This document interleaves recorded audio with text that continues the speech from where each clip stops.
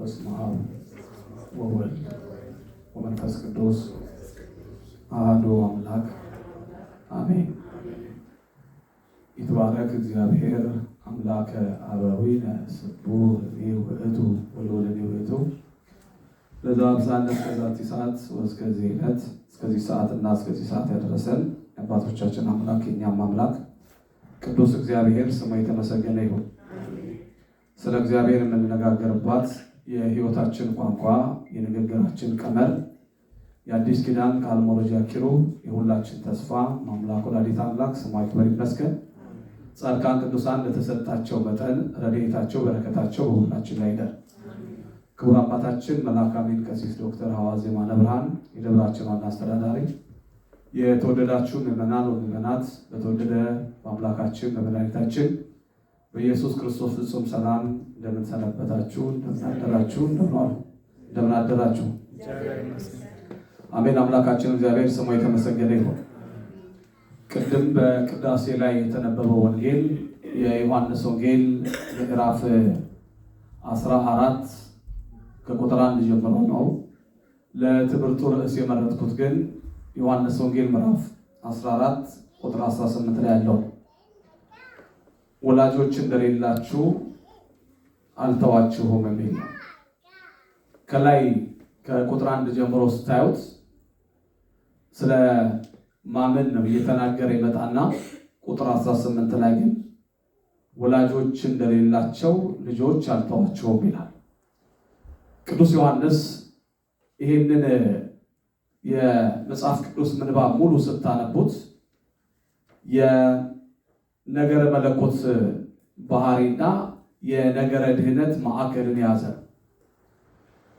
ነገረ መለኮት ማለት ስለ ሀልዎተ እግዚአብሔር የምናውቅበት ትምህርት ሲሆን ነገረ ድህነት ማለት ደግሞ ሰው የዳነበት ነው። ሁለቱ ሀሳቦች ትልቁን የቤተክርስቲያን አበይት ትምህርት ናቸው። ቅዱስ ዮሐንስ ወላጆች እንደሌላቸው አልተዋቸውም ሲል ምን ማለት ነው የሚለውን በ5 ጉዳዮች በአጭር ሀሳቡ አስቀምጣለሁ። አንደኛ ደቀ መዛሙርቱ ልብ ገና ከሐዘንና ከድንጋጤ የሚናወጥበት ጊዜ አይቶ ልባቸው ይፈራ፣ ልባቸው ይደነግጥ ስለነበረ ጌታችን ፍጹም መረጋጋት የሰጠበት ትምህርት ነው። በአብና በእርሱ መካከል ያለውን አንድነት ነገራቸው። ምክንያቱም እግዚአብሔር አብና እግዚአብሔር ወልድ ስንት ናቸው? አንድ ናቸው። ያ አንድ የሆኑበት የቤተክርስቲያናችን ሚስጥር አለ። ይህን ሚስጥር ገለጠላቸው። ሁለተኛ ግን የነገራቸው ወደ ሰማይ አባቴ እሄዳለሁ። ስለዚህ ወደ ሰማይ አባቴ እሄዳለሁ። ወደ ሰማይ አባቱ ደግሞ ለመሄድ እኛ ደግሞ ወደዛ መንግስት ለመግባት ራሱ ኢየሱስ ክርስቶስ ያንን መንገድ የምንሄድበት መሸጋገሪያ ወይም መንገድ ተብሏል። ዮሐንስ ወንጌል ምዕራፍ 14 ቁጥር 6 ላይ ግን ስታነቡት ኢየሱስ ክርስቶስ አነ ውእቱ ፍኖተ ጽድቅ ወሕይወት ይላል። ምን ማለት ነው? እውነትና ሕይወት መንገድም እኔ ነኝ። የዘላለም ርስት ሰጪ ሆነው ወደ መገለጥ ትምህርት እየነገራቸው መለኮታዊ አዋጅ ነገራቸው። ወደ እግዚአብሔር አብ የምትሄዱት በእኔ መንገድነት ነው። ሶስተኛ የነገራቸው የፊልጶስን ጥያቄ በማንሳት ነው። ፊልጶስ አንድ ጥያቄ ጠይቋል። ዮሐንስ 14 ስታነቡት ጥያቄው ምንድን ነው የሚለው? የአብና የወልድን ባህሪ የሚጠይቅ ነበር። ስለዚህ ፊልጶስ የጠየቀውን ጥያቄ አንድነት ውስጥ በመክተት ክርስቶስ የህልውናና ረቂቅ ነገረ መለኮት ማብራሪያ ነው የሰጠው። ወደ አባቱ እንደሚሄድ መንገድ እንደሆነ ክርስቶስ ለፊልጶስ ነገረው። አራተኛ በክርስቶስ ስም ለሚለመን ልመና ሁሉ ፍሬያማና እውነተኛነት እንደሚያገኝ፣ ምክንያቱም እንደተናገረው በስሜ የምትለምኑት ሁሉ እንደሚፈጸምላችሁና በምግባርና በቅድስና ብትኖሩ የምታገኙት ነው በማለት ስለዚህ ነገር። አምስተኛው ግን ቤተክርስቲያን መለኮታዊ አጽናኝ ያስፈልጋታል። እንደሰማችሁት 50 ቀን ክርስቶስ ከነሱ ጋር ሆነ፣ መንፈስ ቅዱስን ላከላቸው። እዚያ ሉቃስ ወንጌል ላይ የተነገረው ቃል አንትሙሰ ንበሩ ሀገረ ኢየሩሳሌም እስከ ትለብሱ ኃይለ እማርያም፣ እናንተ በኢየሩሳሌም ቆዩ አላቸው። ኢየሩሳሌም ቆዩ። ኢየሩሳሌም ቤተክርስቲያን ናት። ኢየሩሳሌም ድንግል ማርያም ናት። ኢየሩሳሌም ሰማያዊዋ ተስፋ ናት። ስለዚህ 10 ቀን የቆዩት 10 ቀን ሲቆዩ 10ሩ ማዕረጋት ላይ መድረስ ነው። 10 ቀን የቆዩት 10ቱ ትእዛዛት ናቸው። ስለዚህ ብዙ ትርጓሜ አለ። ዋናው ጉዳይ ግን ቤተክርስቲያን መለኮታዊውን አጽናኝ ጰራቅሊጦስን ነው። ጰራቅሊጦስ ማለት መጽኔ፣ አጽናኝ፣ ከሳቴ በመባል ይታወቃል። ስለዚህ ክርስቶስ አማኞቹን በሙሉ የሙታን ልጆች አይደላችሁም አላቸው። ሙታን ልጆች አይደላችሁም፣ ስለዚህ የዘላለም ቃል ኪዳን እገባለሁ፣ አባቴ የሚልክላችሁ አጽናኙ እስከሚመጣ ድረስ በኢየሩሳሌም ጸንታችሁ ቆዩ። ይሄንን ያላቸው የሚገርመው ልክ ዮሐንስ ወንጌል ምዕራፍ 14 ግን የልብን መረጋጋት ይነግራል። የተወደዳችሁ ምዕመናን፣ የልብ መረጋጋት የሰማያዊ ተስፋ ይነግራል። ክርስቲያን ልቡ ካልተረጋጋ በጣም ከባድ። እንዲያውም ሶሎሞን ምንድነው የሚለው? ልባችሁ እንደ ምድር አሸዋ ይስፋ ይላል። ልብ ካልሰፋ የዚህን ዓለም ፈተና የዚህን ዓለም ችግር ማለፍ አይቻልም። መጽሐፍ ቅዱስም እየነገረን ያለው ይሄንን ነው። ስለዚህ ነው ልባችሁ አይታወክ። ቀጠለ በእግዚአብሔር እመኑ፣ ቀጠለ በእኔ እመኑ፣ በአባቴ ቤት ደግሞ ብዙ መኖሪያ አለ። በአባቴ ቤት ብዙ መኖሪያ አለ። እንዲህስ ባይሆን ባልኋልኋችሁ ነበር። ስፍራ አዘጋጅላችኋለሁ፣ እሄዳለሁ። ሄጄም ስፍራ ባዘጋጀሁበት እኔ ባለሁበት እናንተ ደግሞ ትሆናላችሁ። ሁለተኛ እመጣለሁ፣ ወደ እኔም ወስዳችኋለሁ፣ ወደምትሄድበት አናውቅም የሚል ጥያቄ መጣ። ክርስቶስ ልባችሁ አይደንግጣል፣ በእኔ እመኑ፣ በአባቴ እመኑ፣ እሄዳለሁ፣ በዚያም ስፍራ አዘጋጅላችኋለሁ፣ ደግሜ እመጣለሁ፣ ወስዳችኋለሁ አላቸው። ስለዚህ ፊልጶስ ምን አለ? ወደምትሄድበት መንገድ አናውቅም፣ ወዴት ነው የምትሄደው አለ። የሚገርመው ግን የአንድምታ ትርጓሜያችን ምንድነው ብለው ልባችሁ አይታወክ አላቸው ይላል። ልባችሁ አይታወክ። ክርስቶስ ኢየሱስ ልብና ኩላሊትን ይመረምራል። ሳትነግሩት ማንነታችሁን ይነግራችኋል። ስለዚህም ነው አላቸው መከራ ስለመለየቱ ስለሞቱ ደነገጡ፣ አወቁ። ሊለያቸው መሆኑ አወቁ። የመስቀል ሞት እንደሚሞት አወቁ። አትደንግጡ አላቸው። ምክንያቱም እሞታለሁ ብሏቸዋል፣ ደግሞ እነሳለሁ ብሏቸዋል፣ እሄዳለሁ የሚል ተስፋ ቃል ነግሯቸዋል። ክርስቶስ ምንድነው ያላቸው? በእኔ እመኑ፣ በእኔ እመኑ ደግሞ ሲላቸው ምንድነው? አብን እንደምታምኑ ሁሉ በእኔ እመኑ።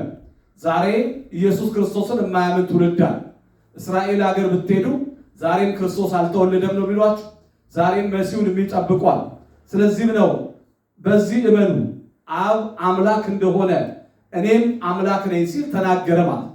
ኢየሱስ ክርስቶስ እግዚአብሔር አብ አምላክ እንደሆነ እኔም አምላክ ነኝ ሲል ተናግሯል። በእርግጥ ቅዱስ ጳውሎስ አምላክነቱን ሮሜ 9 ምዕራፍ 9 ቁጥር 5 ላይ ክርስቶስ በሥጋ መጣ ከሁሉ በላይ የተባረከ አምላክ ነው። ራሱ ኢየሱስ ክርስቶስም አምላክነቱን ነግሮናል። እኔ የዋህና ትሑት ስሆን በልቡ ቂም የሌለ መምህር ስሆን አምላክ ስሆን የእናንተን እግር አጥቤያለሁ ብሎ የተናገረው ቃል። ለዚህ ላይ እንግዲህ የምናየው ይሄን ነገራቸው። ቀጥሎ ክርስቶስ በአባቴ ቤት ብዙ መኖሪያ አለ፣ ስሙ የተመሰገነ ይሁን።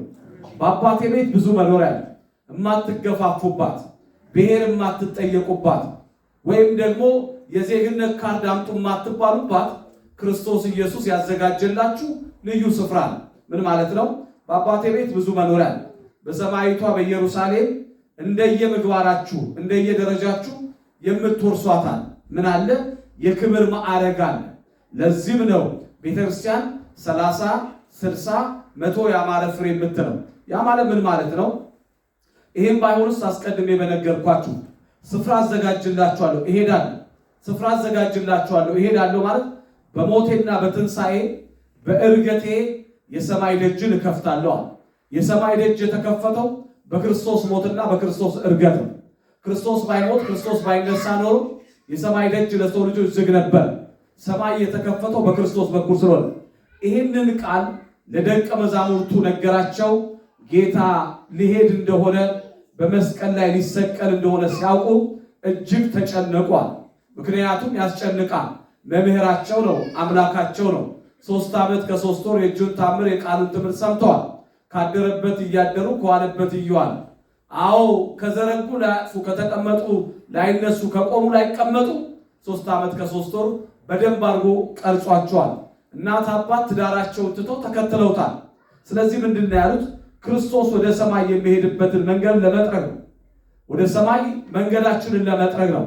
ዮሐንስ ምንድነው ያለው? ከኔ በኋላ የሚመጣ የጫማውን ጠፍ ልነካም ላስር በማይገባኝ እሱ ሁሉን ይነግራቸዋል እንዳለ የሰማይን መንገድ ይጠርግልን ዘንድ የአዳም ልጆች ወደ ቀደመው ክብራችን እንመለስ ዘንድ ረቂቁን ምስጢር ነገረን። ብዙ መኖሪያ አለ። መኖሪያውን የሚያውቀው እሱ ነው፣ ግን ብዙ መኖሪያ አለ። ይሄ ሁሉ ቅዱሳን በአንድ ሰማይ ይኖራሉ፣ ግን ክብራቸው ይለያያል።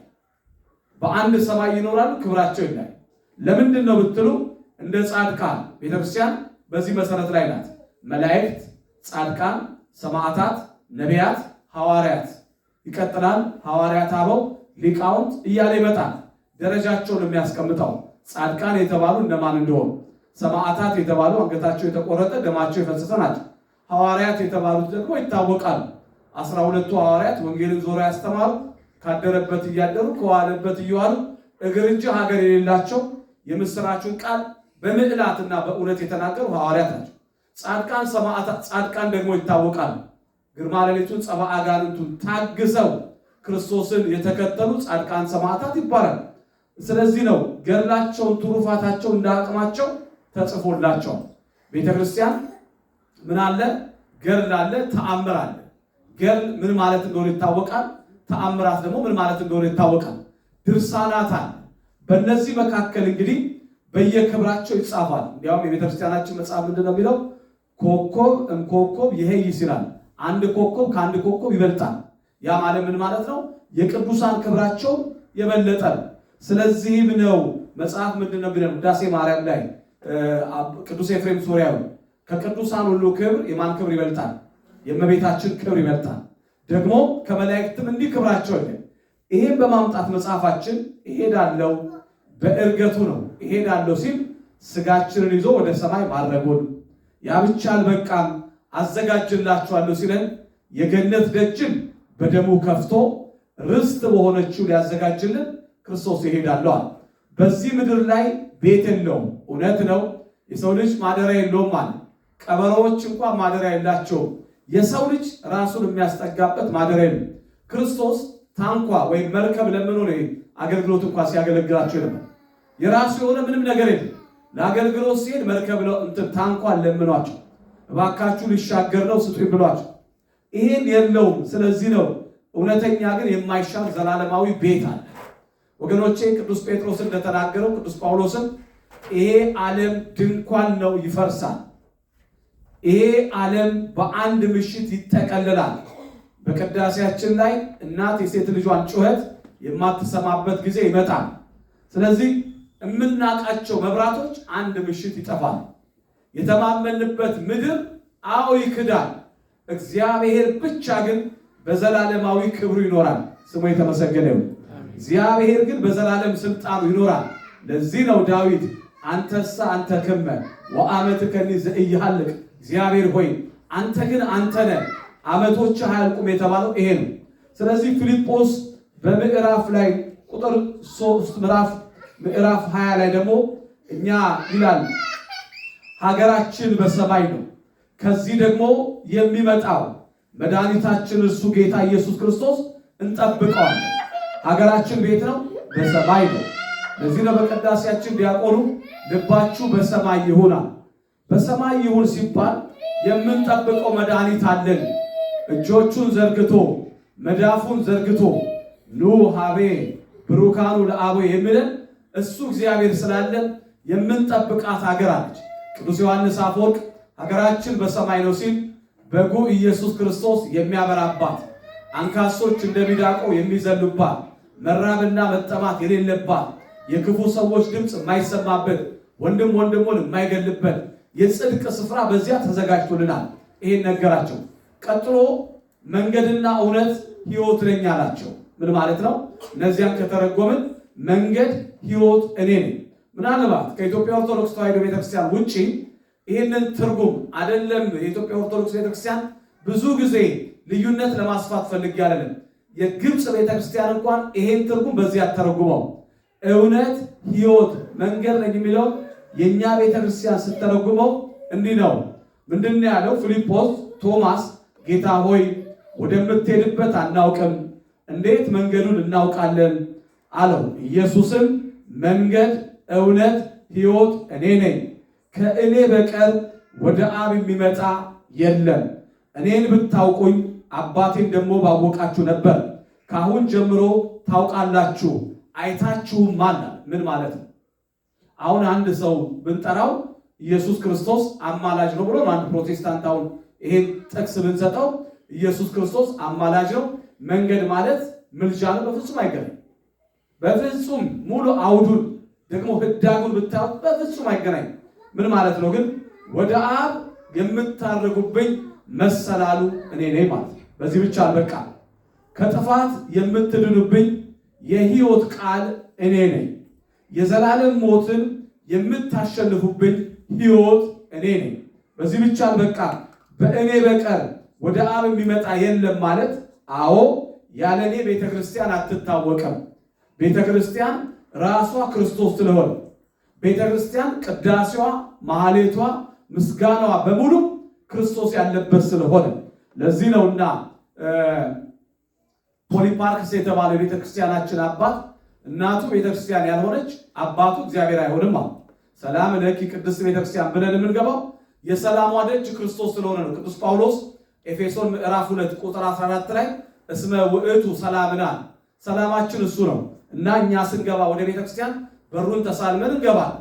ምናልባት ሰዎች ስላልገባቸው መጽሐፍ ቅዱስን ጠንቅቀው ስላላወቁ ኦርቶዶክሳውያን ግንብ ተሳልመው ይገባሉ ይላል። ይሄ የአመለካከት ችግር ነው። ወንጌላችን ግን እንደሚለን ዮሐንስ ወንጌል ምዕራፍ 10 ላይ እዚህ ምዕራፍ 10 ቁጥር 1 ላይ አንቀጸ አባግ ይባላል። ይሄ ምዕራፍ አንቀጸ አባግ ማለት የበጎች በር ማለት ነው። እኛ ተሳልመን የምንገባው የቤተ ክርስቲያኗ በር ማን ስለሆነ ነው? ኢየሱስ ክርስቶስን። ተሳልማችሁ የምትገቡት ሰላማችን አንተ ነህ፣ የቤተ ክርስቲያን ራሷና ጉልላቷ የመሰረቱ ድንጋይ አንተ ነህ በማለት ተሳልመን የምንገባው ክርስቶስን። በዚህ ብቻ አልበቃ፣ አዎ ያለኔ ማህተብ አለ። ለዚህ ነው የአዲስ ኪዳናችን ማህተቡን ሰባቱን ማህተብ የፈታ ብሎ ዮሐንስ ፍጥሞ በተባለችው በኤዥዋ ደሴት ስለ ማህተብ ሲያስተምረን ማህተብ ግርጌና ራስጌ አለ። ያ ማህተብ ምንድነው? አልፋና ኦሜጋ የተባልኩት እኔ ነኝ። በዚህ ብቻ አልበቃ፣ ያለ ስጋውና ያለ ደሙ አዎ ወደ አብ ልትቀርቡ አትችሉም፣ ማንም ወደ መንግስተ ሰማያት ሊገባ አይችልም አለ። ቀጥሎ ምንድነው ያለን? ሰው በኃጢአት ምክንያት ከእግዚአብሔር ተለይቶ ነበረ። በብሉይ ኪዳን የነበሩት መንገዶች ሁሉ ወደ ሞት የሚያደርሱ ነበሩ። ብዙ ጊዜ ተናግሬያለሁ። ብሉይ ኪዳን ፍየሎችን፣ ኮርባዎችን፣ በጎችን አርዳ ጩኸት ብቻ ነበር ትርፏ። ለዚህ ነው ነባይነ ነባይነ ከመዘ ነባይነ ቆናን፣ ጮህን የሚሰማን አጣን። ነቢያት መጡ፣ ሞታችን አልሻሉት። ብዙ ቅዱሳን መጡ፣ ሞታችን አልሻሉ። ለዚህ ነው መጽሐፍ ቀኝህን ከአርያም ላክልን በማለት የማኑ አብ የተባለው የእግዚአብሔር ቀኝ የተባለው ወልድ መጣ። የወደቀባችሁን ዕቃ በቀኝ እጃችሁ እንደምታነሱት እግዚአብሔርም በልጁ ሞትና በልጁ ትንሣኤ ከወደቅንበት አንስቶናልና መጽሐፍ ቅዱስ አዎ ክርስቶስ ግን በሥጋው ይላል መጽሐፍ ሰውና እግዚአብሔርን አስታረቀን። አስታራቂ ሲባል ምን ማለት ነው? እንደ ፍጡራን ምን ማለት ነው? እየወደቀ እየሰገደ ሳይሆን የቆመ ካህን ይላል የዕብራውያን መልእክት ትርጓሜያችን ላይ። የቆመ ካህን፣ የተቀመጠ ንጉሥ፣ ራሱ መስዋዕት አቅራቢ፣ ራሱ መስዋዕት ተቀባይ። ስለዚህ መጽሐፋችን እየነገረን ያለው ምንድነው? ወደ አምላክ ለመድረስ አማራጭ መንገድ የለም። እስራኤል ዛሬም ንጉሳችን ይወለዳል እያሉ ይጠብቃል። በየዓመቱ የ15 ዓመት ደናግል የሆነች ሴት ያስቀምጣሉ። እድሜዋ ሲያልፍ ያስወጧታል። እንደዚህ አይደለም። መንገዱ መድረሻው ምን ይለኛል? ቀጠለና መጽሐፍ ግን መንገድ አለ። የቤተክርስቲያናችን ትርጓሜ መንገድ የተባለው ትህትናና ሰው መሆኑን ነው። ትህትናና ምን መሆኑ? ሰው መሆኑ። በቤተክርስቲያናችን አስተምሮ ክርስቶስ ሁለት ባህሪ የሚለውን ትምህርት ሳይሆን እኛ የምንለው ከሁለት አካል አንድ አካል፣ ከሁለት ባህሪ ስንት ባህሪ? አንድ ባህሪ። ሁለት ባህሪ የሚባል ትምህርት የለን። ምክንያቱም ይሄ ከ451 በኋላ የመጣ የፖፕሊዮን ትምህርት። እኛ በሶስቱ ጉባኤዎቻችን የተደነገገው ምንድነው ቢባል ከሁለት አካል አንድ አካል፣ ከሁለት ባህሪ አንድ ባህሪ ወይም ተዋህዶ ይባላል። ተዋህዶ የሚለው የቤተክርስቲያኒቷ መሰረት ነው። የቤተክርስቲያኒቷ ትልቁ ትምህርቷ ያንን በማምጣት እውነት የተባለው ግን መለኮቱ ነው። መለኮት ምንድነው ሲባል ልታውቁ ይገባል። እውነት የተባለው መለኮት ነው። ሕይወት የተባለው ትንሣኤ ነው። በጣም ባጭር ልተርጉምላችሁ። ከማንም ጋር እነዚህ ሶስት ቃላቶች ወቁ። መንገድ የተባለው ትህትና ሰው መሆኑ ይቀጥላል። እውነት የተባለው መለኮቱን፣ ሕይወት የተባለው ትንሣኤው። ምን አደረገ ቢባል በሰውነቱ እንገዛበታለን፣ በአምላክነት ሚስጥሩ እንገናኝበታለን፣ በትንሣኤው ደግሞ የዘላለም ሕይወት እንወርሳለን። እውነት፣ ሕይወት፣ መንገድ የተባለው ይሄ ነው። ሌላ ሚስጥር አባቴ አይተዋችሁማል። አብን ማየት አይታችሁታል። አባቴ እሱም አይተዋችሁ። አብን ማየት በአካል ለማንም አልተቻለም። ለዚህ ነው መጽሐፍ ቅዱስ እግዚአብሔርን ያየው አንድስ እንኳን የለም፣ በእቅፉ ያለ አንድ ልጁ ምን አለው ይላል? ተረከው። አንድ ላይ ልመዱ። ምን አለው? ተረከው። እኔ ቂርቆስ የሚባል ደብር አለ አዲስ አበባና ልክ እንደዚህ ይላል። እግዚአብሔርን ያየው ስም ቀጥሎ አንድስ እንኳን የለም፣ በእቅፉ ያለ ቀጥሎ እነሱ ተረከው። ይሄ ማለት ምንድነው? እግዚአብሔርን ቃል ከልምድ መስማት ነው። ይሄን የሚያስፈልገውና የአብን እንግዲህ የመንፈስ ቅዱስን ህልውና ነገራቸው። ክርስቲያን ግን ሁልጊዜ ሊከተል የሚገባው አንድ መንገድ ብቻ ነው። እሱ ምንድነው ቢባል በሐዋርያት ሥራ ምዕራፍ 4 ቁጥር 12 ላይ መናፍቃን ይህን ጥቅስ የሚጠቅሱ ለሌላ ነው፣ እኛ የምንጠቅሰው ግን ለዚህ ነው። መዳን በሌላ በማንም የለም፣ እንድንበት ዘንድ ለሰዎች የተሰጠን ከሰማይ በታች ሌላ ስም የለም ማለት ይሄ ተብሎ ተጽፏል። ቅዱስ ጳውሎስ ነው ያለው። አዎ መዳን በማንም የለም፣ አዳኝ እግዚአብሔር ነው። ትክክል ነው። ቅዱሳንም እኮ አዳኑን አንልም። በቅዱሳን ላይ ሆኖ ያዳነን እግዚአብሔር በእነሱ ስም ላይ በእነሱ ላይ ሆኖ የእሱ ስም ይሰራል። ስለዚህ መጽሐፋችን እየነገረን ያለው ቤተክርስቲያናችን ሌላ መንገድ የለም፣ ሕይወት እሱ ነው፣ አምላክ እሱ ነው። ቅዱስ ጳውሎስ አባቶቻችን ለብሰውታል። ቅዱስ ጳውሎስ እኔ ክርስቶስን እንደመሰልኳል እናንተ ደግሞ እኔን ምሰሉ፣ በክርስቶስ መንገድ እንደሄድኩ እናንተ በዚህ መንገድ ሂዷል። ያ ማለት ምን ማለት ነው? የባህሪን አንድነትና የህልውናን ምስጢር ይነግረናል። ባህሪ የሚባለው የቤተክርስቲያናችን ትርጉም ለእግዚአብሔር ብቻ የሚሰጥ ነው። የሰው ባህሪ አትሉም፣ የሰው ጠባይ ነው። ባህሪ የሚባለው ለሥላሴ መጽሐፋችን የሚናገረው ፊልጶስ ጌታ ሆይ አብን አሳየን ይበቃናል። ኢየሱስም አለው አንተ ፊልጶስ ይህን ያህል ዘመን ከእናንተ ጋር ስኖር አታውቀኝም? እኔን ያየ አብን አይቷል። እንዴትስ አንተ አብን አሳየን ትላለህ? እኔ በአብ እንዳለው አብን በእኔ እንዳለ አታምንም? እኔ የምነግራችሁን ቃል ከራሴ አልናገርም። ምክንያቱም ምስጢረ ሥላሴ ላይ በአብ ልብነት ይታሰባል፣ በወልድ ቃልነት ይነገራል። ስለዚህ ነው አንድ ፀሐይ ሶስት ነገር ቢኖራት ግን አንድ ፀሐይ ነው የምንለው። ልክ እንደዚሁ ታዲያ መጽሐፍ ያለው ይህንን ነው፣ እኔ በአብ እንደምኖር አብን በእኔ አለ። ስለዚህ ነው ይሄንስ ባይሆን ባላመናችሁ ይነበራል። ፊልጶስ አብን አሳየን ይበቃናል። ለምን አለ? የባህሪ አምላክነቱን የክርስቶስን አምላክነት ገና አላወቁ። ስለዚህ ነው እንደ ሙሴ በደመና ውስጥ አብን በአካል ማየት ፈለገ። አያችሁ፣ ጌታችን ግን እኔን ያየ አብን አይቷል። ሙሴ ምንድነው ብዙ ጊዜ ተነጋግሯል። ከ430 ጊዜ በላይ ከእግዚአብሔር ተነጋግሯል። አንድ ቀን ግን ፊቴን አይደለም ጀርባዬን ታየዋለህ። ጀርባ የተባለው በስጋ ማርያም ተገልጬ ከ5500 ዘመን በኋላ ታየኛለህ። ስለዚህ አንተ ማን ነህ ብሎ ሲናገር እኔ ሕያው እግዚአብሔር እንደሆነ ራሱን ነግሮታል። መጽሐፋችንም እየነገረን ያለው ይህን ነው። ስለዚህ ነው በአካል ሶስት እንል አብ የራሱ የሆነ አካል አለው፣ ወልድ የራሱ የሆነ አካል አለው፣ መንፈስ ቅዱስ የራሱ የሆነ አካል አለው። አብ የራሱ የሆነ ስም አለው፣ ወልድ የራሱ የሆነ ስም አለው፣ መንፈስ ቅዱስ የራሱ የሆነ ስም አለው። ከዊን የምንለው ዋናው ጉዳይ ግን ምንድነው? በህልውና በስልጣን አንድ ነን። በተዋህዶ ካወከኝ አብን አውቀዋል፣ በተዋህዶ ካላወከኝ አብን አላወቀውም። እኔ በአብ እንዳለው አብን በእኔ እንዳለ አታምንም ማለት ምን ማለት ነው? ከአብ መለየት የሌለበት እውነተኛ የባህሪ ልጁ መሆኑን ነገር በጸሎተ ሃይማኖት ላይ የተደነገገው ድንጋጌ ከብርሃን የተገኘ ብርሃን፣ ከእውነተኛ አምላክ የተገኘ ምን አምላክ፣ የተወለደ እንጂ ያልተፈጠረ በመለኮት ከአባቱ ጋር ትክክልና እኩል ይሆን። ያንን ነው መጽሐፋችን የሚናገረውና ይሄ ክፍል የቅድስት ሥላሴን ምስጢር ፍንትው አድርጎ የሚናገር ስለሆነ አብና ወልድ በመለኮት አንድ ናቸው። ወልድም ያደረገውን ተአምር ሁሉ የአብና የመንፈስ ቅዱስ ሥራ ነው። በክርስቶስ ስም የሚቀርበው ሁሉ ደግሞ በቀጥታ ሥላሴ ዙፋን ጋር ይደርሳል። የዚህ ክፍል እንግዲህ ጥቅል ምስጢሩ ምንድነው? እኔና አብ አብ በኔ እንዳለ አብን በኔ እንዳለ እኔም በአብ እንዳለው በነገረ መለኮት ትምህርት ላይ ህልው ይባላል። ምን ማለት ነው? ህልው ሲባል አብን ሳይቀድም ወልድም ሳይከተል አንዱ ባንዱ ፍጹም ህልው ሆኖ ይኖራል። የቤንሳው ኤጲስቆጶስ አባ ሕርያቆስ በቅዳሴ ማርያም ላይ አብርሃም ይስሐቅን እንደሚወልደው መለኮት እንዲህ አይደለም፣ መቅደም መቀዳደም የለም። ህልው ሲባል መኖራቸውን የሚያሳይ ነው። ስለዚህ ነው ከራሴ አልናገርም ማለት ክርስቶስ። እኔ ከራሴ አልናገርም ማለት ወልድም ከአብ የተገኘ የባህሪ ቃል በመሆኑ ንግግሩን ፍቃዱን ሁሉ ከአብ የተለየ እንዳልሆነ የስልጣን መደበላለቅ ወይም መበላለጥ እንደሌለ ያስረዳል። ምንም መቅደም መቀዳደም የለም። ጸሎታችን እንዲሰማ ከፈለግን በክርስቶስ ስም ኪዳን ላይ ሰሙታላችሁ። ጸሎተ ኪዳን ላይ በክርስቶስ ሕያውነት ጸንተን በክርስቶስ አምላክነት ጸንተን ከኖርን በዚህ ከጸለየን ሁሉ ይሰጠናል።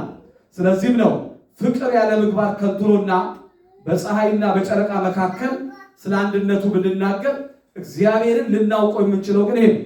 ለምሳሌ እንደሚታወቀው ጨረር አለች በፀሐይ መካከል። ሁሉም ሰው ፀሐዩንም ጨረሩንም ያውቃል፣ ብርሃኑንም ይመለከታል። ግን ሶስት ፀሐይንም አንድ ፀሐይንም እግዚአብሔር ስንል እግዚአብሔር አብ፣ እግዚአብሔር ወልድ፣ እግዚአብሔር መንፈስ ቅዱስ። ይቀጥልና ቅዱስ ዮሐንስ ምንድን ያለን? ቁጥር 30 ላይ እኔና አብ አንድ ነን። ይሄ የቤተክርስቲያን የዶግማ ትምህርት ነው። እኔና አብ አንድ ነን ምን ማለት ነው? አዎ እኔ ሄዳለሁ፣ ግን ወዲያውኑ ስታነቡት ይላል እውነት እውነት እላችኋለሁ በእኔ የሚያምን እኔ የማደርገውን ስራ ይሰራል። እዚህ ጋር በደንብ ስሙ። በእኔ የሚያምን እኔ የማደርገውን ስራ ሁሉ ይሰራል፣ እሱም ደግሞ ያደርጋል፣ ከዚህ የሚበልጥ ያደርጋል። ክርስቶስ ነው ያለ። ከክርስቶስ በላይ የበለጠ ነገር ማን ያደርጋል? ሐዋርያት አድርገዋል። እሱ ያላደረገው እነሱ አድርገዋል። ለምሳሌ ኢየሱስ ክርስቶስ በጥላው ሲፈውስ አላየን፣ አቅቶታል። ግን ምንድነው የቅዱሳንም ክብር እየነገረን ይሄንን ነው። በጥላቸው ቅዱሳን ፈውሰዋል። ይሄን ማረጋገጫ ከፈለጋችሁ ሐዋርያት ሥራ ምዕራፍ 19 ላይ እግዚአብሔር በቅዱስ ጳውሎስና በቅዱስ ጴጥሮስ እጅ የሚገርም ስራ ይሰራ ነበር። ቅዱስ ጳውሎስ ልብሱ ይፈውስ ነበር። ቅዱስ ጴጥሮስ ደግሞ ጥላው ገና እንዲህ ልፍ ሲል አጋንንት ያለበት ሰው ምን ይጮሃል። ይሄ ማለት ምንድነው? ቅዱሳን ከነሱ አልፎ ጸጋቸው ለልብሳቸው፣ ከነሱ አልፎ ጸጋቸው ምን ሆኗል? ለጥላቸው ሆኗል። አስቡ፣ ይሄ ክብራቸው። ይህንን በማንሳት ነው ታዲያ በቤቴና በቅጥሬ የማይጠፋ ስም አላቸው። ቅዱሳን ያረፉበት መካነ መቃብር ጋር ስትሄዱ ሙታን ሊነሳ ይችላል። ቅዱሳን የተቀበሩበት ስፍራ ሄዶ መቀበር የገነትን ደጅ ያስወርሳል። ይሄ እኔ ሳልሆን የተሰጣቸው ኪዳን ኢሳይያስ 56ን ማየት። ከዚህ የተነሳ ታዲያ እንዲህ ነው ያለው፣ ብትወዱኝ ትእዛዜን ጠብቁ፣ እኔም አብን እለምናለሁ ለዘላለም ከእናንተ ጋር እንዲኖር አጽናኙን ይሰጣቸዋል አለ። አጽናኝ የተባለው ማን ነው? መንፈስ ቅዱስ ማለት ነው።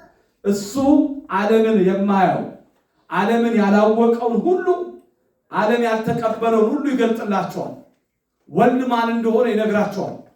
ስለዚህ ነው መጽሐፍ እችን እየነገረን ያለው ይሄንን በማምጣት አልተዋችሁም፣ ከዚህም በኋላ እናንተ ደግሞ ታዩኛላችሁ፣ እኔ ሕያው ነኝ፣ እናንተ ደግሞ ሕያዋን ትሆናላችሁ። ክብር ለአምላካችን ነው። ለዚህ ነው እኛ ቅዱሳን ሞቱ አለ። ለቅዱሳን ሞቱ የሚለው ቃል ይሄ አይቀጸልም በእኛ ቤተክርስቲያን፣ ምክንያቱም ሕያዋን ናቸው። አሁን ቅዱሳን ባጸደ ሥጋ እያሉ እንደሚማልዱ እናውቃለን። ባጸደ ነፍስ ሲሉ ይሄ ያለማወቅ ነው። እንዲያውም እሱ ነው ትልቁ ጉዳይ። ባጸደ ነፍስማ ትልቅ ጸጋ አላቸው። ጳውሎስ ከእውቀትም ቢሆን ይሄን ከፍለን እናውቃለን አለ። ከእውቀትም ቢሆን ይሄን ከፍለን እናውቃለን። ያን ጊዜ ይሄ ድንግዝግዝ ዓለም ነው በመስታወት እንደሚሆን ፊት ለፊት እናያቸዋለን። የተሰወረ ነገር የለም። ስለዚህ የነገራቸው ከዚህ የሚበልጥ ታደርጋላችሁ ማለት ምን ማለት ነው? ሐዋርያት በጥላቸው ድውያንን ፈውሰዋል። በዓለም ዙሪያ ወንጌልን ሰብከዋል። ስለዚህ ነው አጽናንተዋል። ቅዱስ ጳውሎስ፣ ቅዱስ ጴጥሮስ አልቃሻውን ዓለም እንባውን በክርስቶስ ወንጌል ምን ብለዋል? አጽናንተዋል። እኔ በሥጋ ወደ ሰማይ ሲሄድ በእኔ ፈንታ የሚተካው የሚቀድሳችሁ ምስጢር የሚገልጥላችሁ መንፈስ ቅዱስ ይመጣል። የሚመጣው መንፈስ ቅዱስ ደግሞ አዎ እያድግሙ እጓለ ማውታ እንደ ሙት ልጆች አልተዋችሁም። ምን ማለት ነው? በዚህ ዓለም ላይ ረዳት የለኝም እንዳትሏል። ረዳታችን ከሰማይ ነው ይላል ዳዊት። ረዳታችን ከየት ነው? ከሰማይ ነው። የማይታይ እጅ አለ። ዳንኤል ሲጨንቀው ምንድን ነው ያለው? ጌታ ሆይ በፈረሰው በኩል እጅህን ላክ። በፈረሰበት ቦታ እግዚአብሔር እጁን ይላክልን። እሱ በፈረሰበት ቦታ ስራ መስራት ይችላል። ስለዚህ ተስፋ ሰጣቸው። ጌታ ለደቀ መዛሙርቱ ብቻችሁን አልተዋችሁም ማለት ነው። ሰው ብቻዬን ነኝ ይላል። ክርስቶስን የሚያክል አባት አውቃችሁ ብቻዬን ነኝ እናት ብቻችሁን እዚህ ምድር መጥታችሁ ሆነ ብቻችሁን በመከራ ውስጥ አልፋችሁ ሆነ። እግዚአብሔር ግን የብቸኝነት አምላክ አይደለም። እግዚአብሔር ግን የተስፋ አባት ነው። መጽሐፋችን እየነገረን ያለው ጰራቅሊጦስ ነው። ስለዚህም ነው ይሄን መለኮታዊ ተስፋ ለቤተ ክርስቲያን ሰጥቷት የሄደው። ወደ ሌላው ልጅነት ነገራቸው። ለምሳሌ እናትና አባት የሌሉት ልጅ ይታወቃል። ካስተዳደግ፣ ከስነ ልቦና፣ ከዚህ አንጻር ሁሉ ብዙ ነገር ይጎለዋል።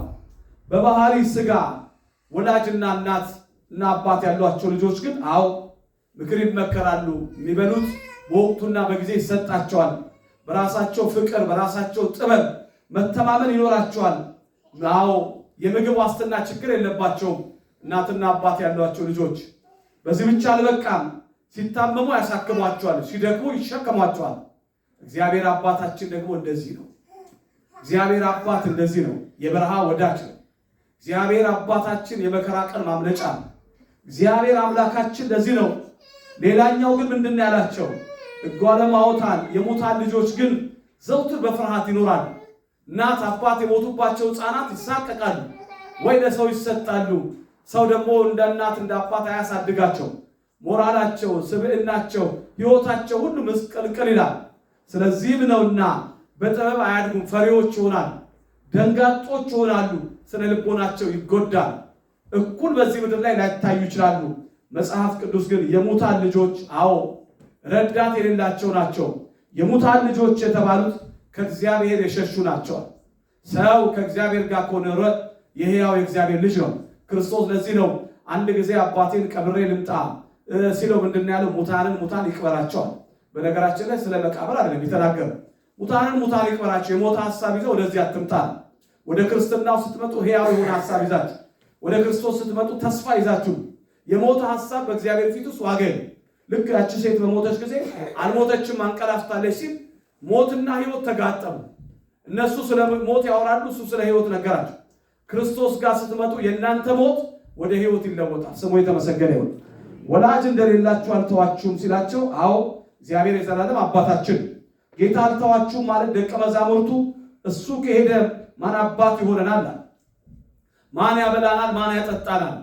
አንተ ነበርክ አንደበታችን፣ አፈ መምህራችን አንተ ነበርክ የምትናገረው። በማን ጥላ ውስጥ እንቀመጣለን? ስነ ልቦናቸው ተሰባብሮ ነበረ። እግዚአብሔር አላቸው ወላጅ አባታችሁ እኔ ነኝ፣ ስትጸልዩ እንዲህ ብላችሁ ጸልዩ እንዳለ ስጋዊ ወላጆቻችሁ ይሞታሉ፣ ስጋዊ እናታችሁ ትሞታለች፣ ያርፋሉ። ለዚህ ነው ቅዱስ ያሬድ አንተ አቡነ ወአንተ ምናል፣ አንተ አባታችን አንተ እናታችን ነህ። ስለዚህ እግዚአብሔር ዘላለማዊ አባት ነው። ለዚህ ነው አባታችን ሆይ በሰማይ የምትኖር ምንለው የልጅነት ስልጣን ማረጋገጫ ነው። አባት ያልሆነ አባቴ ብሎ አይጠራም። ሮሜ 8 ላይ አባ ብለን የምንጠራበትን የልጅነትን መንፈስ ተቀበልን እንጂ ፍርሃት አይደለም። ስንጸልይ አባ ብለን እንጠራለን። በሰማይ የምትኖር ስንል በሰማይ የምትኖር ማለታችን እግዚአብሔር ቦታ የሚወስነው አይደለም። ሰማይ ዙፋኑ ነው፣ ምድርም የእግሩ መረገጫ ናት። እኛ በምድር የምንኖር ፍጥረት ነን። አንተ ግን ረቂቅ ነህ፣ ቅድስና አይመረመርም። ባናውቅህም በክብርህ አለ፣ ብናውቅህም በክብርህ አለ። ፍጹም የሆንክ ነህ፣ እውነተኛ ነህ፣ የዘላለም አባት ነህ። ሰማያዊነታችን የምናውቀው ባንተ ነው። ስለዚህ ምድራዊ ምኞታችሁን ትታችሁ፣ ምድራዊ ፍላጎታችሁን ትታችሁ ልባችሁን ወደ ሰማይ አንሱት። ለምሳሌ አሁን በሊፍት ወደ ስትወጡ ወደ ታች ካያችሁ ትፈራላችሁ፣ ወደ ላይ ካያችሁ ትጽናናላችሁ። የሰው ልጅ ሁልጊዜ ወደ ላይ ነው ማየት ያለን። ለዚህ ነው መዝሙር 120 ላይ ዓይኖቼን ወደ ተራሮች ያነሳው ረዳቴ ከወዴት እንደሆነ ጠየቅ። ሰማይና ምድርን ከዘረጋው ከእግዚአብሔር ዘንድ ነው። በቀን ፀሐይን በሌሊት ጨረቃን ያቆማል። እስራኤልን የሚጠብቅ አያንቀላፋም ይላል። ክብር ለአምላካችን ነው። የሚጠብቀን አያንቀላፋም። ስለዚህ የዘላለም አባት አለ።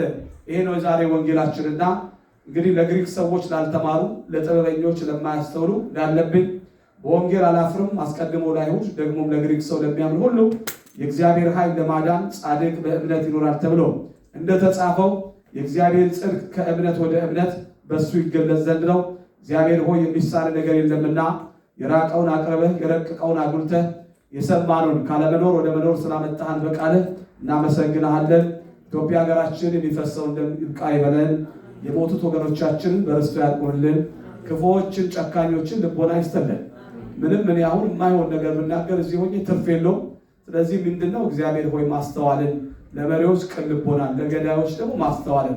በእርግጥ ክርስትና እየሞቱ መብዛት ነው። ይሄን ስብከት እንግዲህ አንዳንዶች ይቃወሙታል። ግን ክርስቲያን ማለት ይላል ፖሊፓርከስ የተባለ የቤተክርስቲያናችን አባት ችግኝ ነው፣ ሲሞቱ ግን ይበዛል። ግን እስከ መቼ እንሞታለን? ራስን መጠበቅ ኃጢአት አለ። በነገራችን ላይ ራስን መከላከል፣ ራስን መጠበቅ ኃጢአት አለ። ዝም ብሎ የጅሎች ጥቅስን መጥቀስ አንዳንዴ ክፉ ነው። ያልተማረ ሰው እንዲህ ያለ ትምህርት ያስተምራል። ስትሞቱ ስትገደሉ ቆማችሁ ሙቱ የሚል ኢትዮጵያ ጣሊያን መታ ኢትዮጵያን ስትወር ዝም አልተባለም። እንዲያውም ጸሎት ተደርጎ ታቦት ተይዞ አዎ። ስለዚህ ኢትዮጵያ ኦርቶዶክሳውያን ምዕመናን ተደራጅተው ራስን መጠበቅ እንዳለባቸው መልእክቴ ነው። ወስብሐት ለእግዚአብሔር።